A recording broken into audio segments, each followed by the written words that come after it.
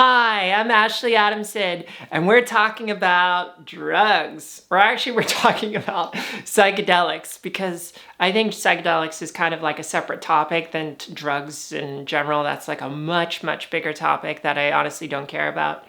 But psychedelics, this is pretty important. So where do I start? Well, maybe I'll just tell you that the first time I took acid, I was non-binary, and when I took acid as a non-binary person, it's kind of mind-blowing. And if you're non-binary, take acid, because it could blow your mind too. Because when you're non-binary, you position yourself in such a way where you're focusing on the collective and the individual aspects of your own femininity and masculinity.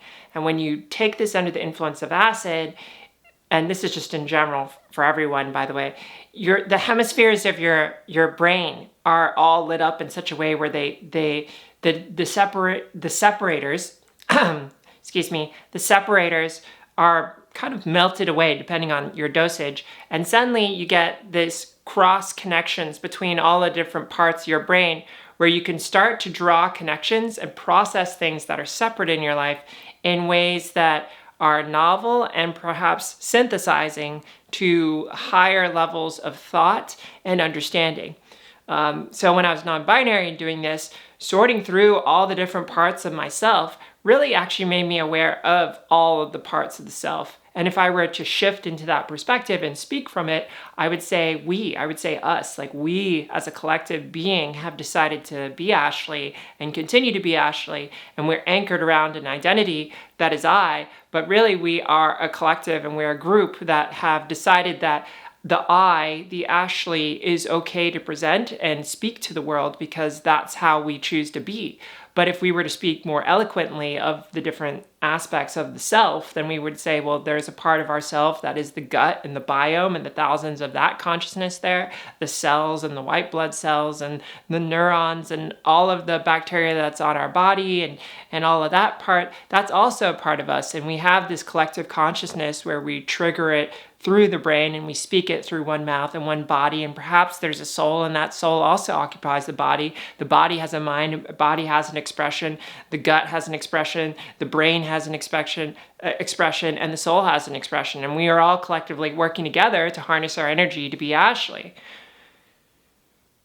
So that's like where I was when I was on acid and LSD.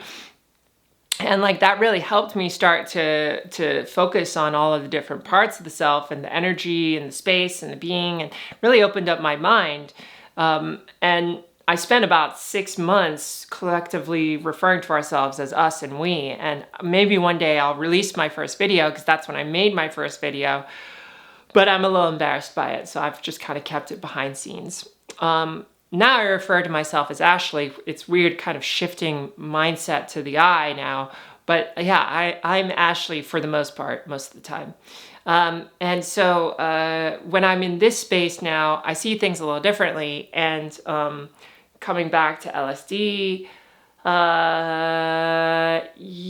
so LSD will help you process so many different aspects of yourself. I really found it to be a co-processor, a way of doing therapy with myself. Now, of course, to do it properly, you should probably do it in the right setting. You need to do it in what I would consider a therapeutic setting, which is a safe place where you do have control and you have support, and you're not taking this crazy amount, or you're doing it at like a really gnarly party.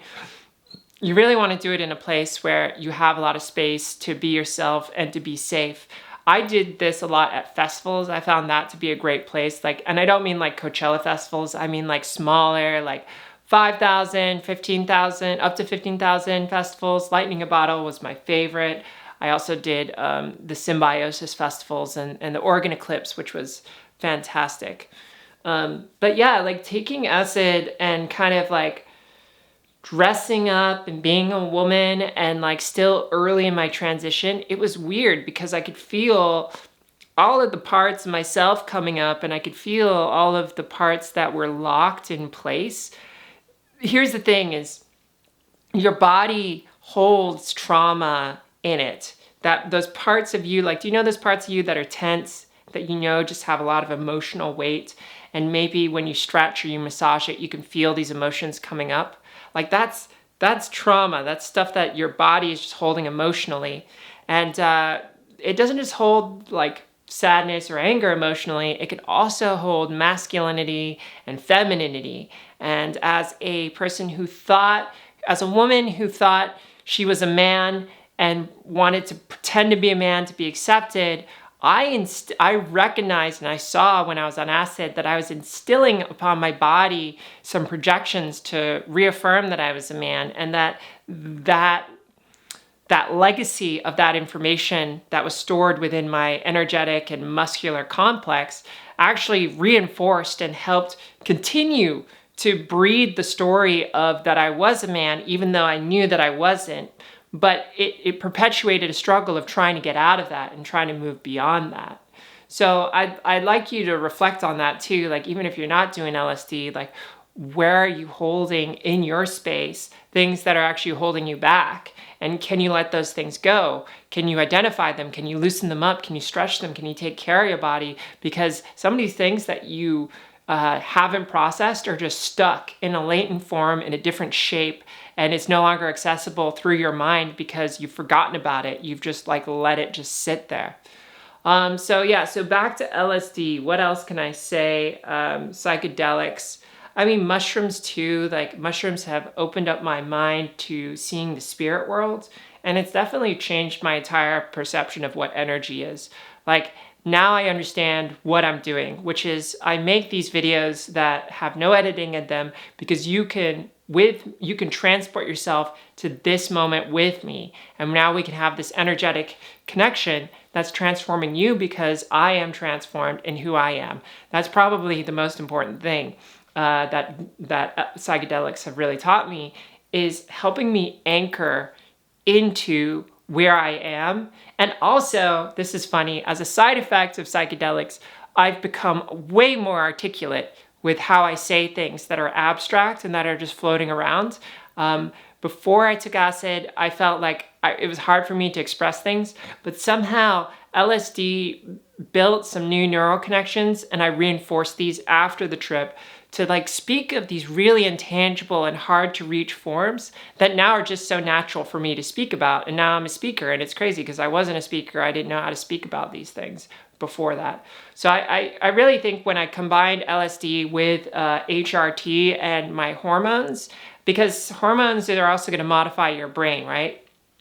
And psychedelics such as mushrooms and LSD, they can really soften your gray matter, which is in the prefrontal cortex for your brain, and helps you learn new things, right? There's a lot of effects with HRT, and your brain gets rewired based on what hormones you're taking. So I had that going on, and then I layered on the experience occasionally of taking psychedelics, which helps me rewire even more. And I feel like LSD in particular, it really kind of locked into place things that were already kind of there, but they just didn't have a way of becoming certain. I don't know if you're feeling this through our energetic transaction, but like, I'm here. Like, this is me. Whereas before, I was kind of like this. And I was like, I don't know, and maybe, and I'm sort of here, and I'm sort of there, and I kind of feel like this, and I kind of feel like that. I don't know if that's how you feel, but like, that's kind of how I felt. And as soon as I took LSD, it was kind of like, okay, I have these thoughts about who I am, and I have these feelings about who I am, but they're not completely certain. And now I take LSD, and suddenly this pot here and this pot here are able to communicate. I'm able to see how they all kind of fit together, and I can lock it into place, and suddenly that's it. This is exactly who I am. And this is what I do when I do this. I'm Ashley Adamson. What I'm actually doing is I'm reinforcing my own connection to being solid, to being the form that I want to be.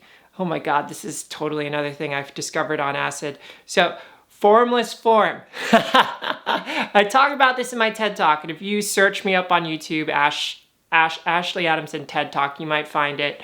But it's like, there is this idea of form. This is a Taoist kind of thing. I uncovered that oh my God. So in taking psychedelics, I have discovered past lives. I've discovered past life relationships that I've had with others. And I've also started to learn about who I was in past lives. And a lot of past lives, I've actually been in Kung Fu and martial arts, and more specifically, there was at least one incident or one lifetime where I was in some really deep esoteric Taoist martial arts practice stuff. And I think it was probably pretty secretive because I still haven't found a lot of that material today, but I know it. And it just comes out of me now. And I reinforce that validation when I go seeking for information and I start to see the same stuff that I've discovered or recovered in other texts and stuff like that. But basically, the idea of the formless form, and this is a relabeling of some of the stuff that Taoism teaches, is that there is a shape to things. This is such a fucking acid thing to say. So there is a shape to things. There is what you see in front of you. So you see me as Ashley Adamson, you see your screen, you see yourself, maybe you have this sense of I and you have this identity, and that's you, right? Well, that's the form that we're taking right now, and that's the form that you see, and that's how your brain is actually understanding reality, because it's filtering out all the unnecessaries and all the uncertainties, and it's saying, I am certain that I'm watching a video, I'm watching this, and I'm experiencing this thing, right? Like that's probably what you're experiencing. And that allows your brain to process and to think and to reflect, right? But imagine if all of a sudden you started questioning whether or not you're in reality, that is this a dream? Are you actually watching a video? Are you actually who you are? Are you someone else or are you nothing? Suddenly your brain has to kind of expand to a certain level of uncertainty that starts to perhaps overwhelm your facility and makes it harder for you to process things. So the brain, and I believe it's called the, I'm forgetting the short term for it, but basically there's a part of your brain that reinforces perception and uses perception to see things in such a way that it makes it solid or formed. So it filters out everything else that's non-relevant. But when you take acid, you get so much more information, and it seems to undo the tightness of how you see reality. So that way you're receiving more information and you're not holding on to it in such a way where you say, yeah, this is this and that is that. This bowl is a bowl and this cup is a cup, right? If you undo that perception and make it softer, you could say this bowl is a bowl, but this bowl could also be a hat, or this bowl could be a shield, and this cup could be a cup, but it could also be used as like, I don't know, something to put something on. I could flip it upside down and now it's, I don't know, a toy to play with.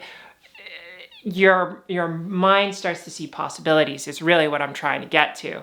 So when you reach a certain state of seeing things, oh my God, I'm going way off here, but this is important. When you start to see things that don't have form, or that you're capable of releasing yourself from the projection of form, and this is all about being trans, then you can change its shape. So think of like clay, right? If you take clay and you turn it into a bowl and then you bake it, it's solid form, it's clay that has turned into a bowl. But what if you were able to put it back in this machine and unbake it and make it malleable again and change its shape? Are you seeing where I'm going here? So with my transition and your transition, you can think of yourself as a bowl. You may be solid in saying, well, I'm a man right now, I've been treated as a man, but I'm actually a woman. And so now you're in this process of undoing all of that form that has created you as a man, and then you're redoing it as a woman in your own image. And this process of going from form into a new form actually requires a certain level of formlessness before you get there.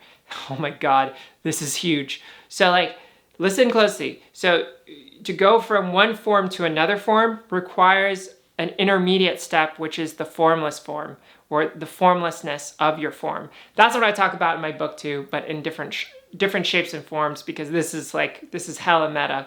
So you go from male, you have to start questioning, deconstructing, pulling it apart, starting to question yourself, how you've built up yourself, how you've seen yourself, and let go. And that's probably the hardest part, because it's like dying. Your ego dies, your sense of who you are dies. Isn't it painful? And then you get into a state where you don't know who you are. It's kind of hard to stand in a place in your center because you can't speak from a place. You can't speak from a locality of your location because you don't know where you actually stand and who you are. Does this feel familiar at all? And then slowly you start to kind of latch on to things that help you anchor into your new identity. So maybe that's like painting your nails, or maybe that's wearing a dress, or maybe that's getting a name, or changing your gender markers, or just telling your friends. All of these things start to take shape and you start to create a new form. And so all this process in the middle is changing the shape. It's becoming formless and letting go. And I remind people who are transitioning, sometimes when you feel lost or you're questioning or you're doubting yourself, that's just because you're in the formless state right now. That's because you're in a space where you need to like let go of your form and you kind of change shape and all of that. And that's very much a part of the process. But at some point, the formlessness, your brain and your body and all of that, it naturally snaps back into a form. And when it snaps back, you want it to snap back into the best, most eloquent, most beautiful, most gorgeous, most amazing form ever, right? And so acid did that with my brain. And that's what I'm ultimately getting to. These rich topics that LSD has introduced me to. I'll call it LSD because it's less like trippy, bro, and more like it's a medical substance that you can use. That's how I've transformed and used it to change. I don't know how long this video has been, but if you like that and you want to hear more about this stuff and these topics, I'm more than happy to talk about it. Join our trans club. You can hit the link down below. It's a Discord for people who are questioning. I got my book, buy it if you want to. That supports me. Support me on Patreon. I like the monies. That helps me do what I'm doing. And maybe I'll see you in another episode soon. Bye.